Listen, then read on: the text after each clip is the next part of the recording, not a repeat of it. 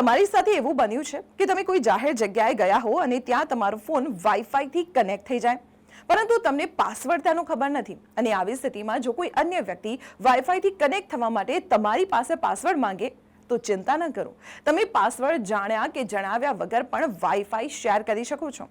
ચાલો તેની કેટલીક સરળ રીતો હું આપને જણાવી દઉં. પહેલી રીત છે ફોનનું વાઈફાઈ શેરિંગ ઓપ્શન.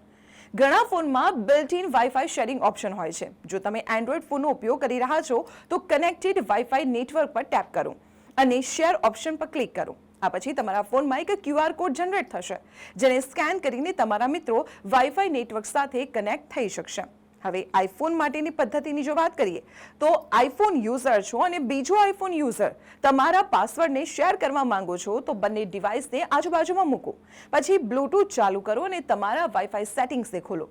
જ્યારે બીજું ડિવાઇસ કનેક્ટ થવા માંગે છે ત્યારે તમારા આઈફોન પર એક પોપઅપ મેસેજ દેખાશે, જેમાં શેર પર ક્લિક કરતા જ બીજું ડિવાઇસ વાઈફાઈથી કનેક્ટ થઈ જશે.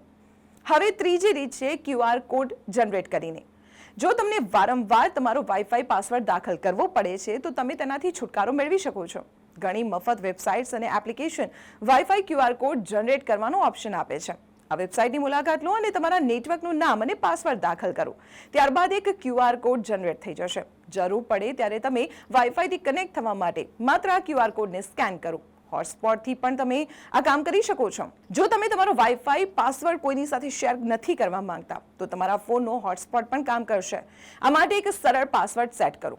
જ્યારે તમને જરૂર હોય ત્યારે તમે તેને બંધ કરી શકો છો. આ તમારા વાઈફાઈને સંપૂર્ણ ખાનગી રાખશે.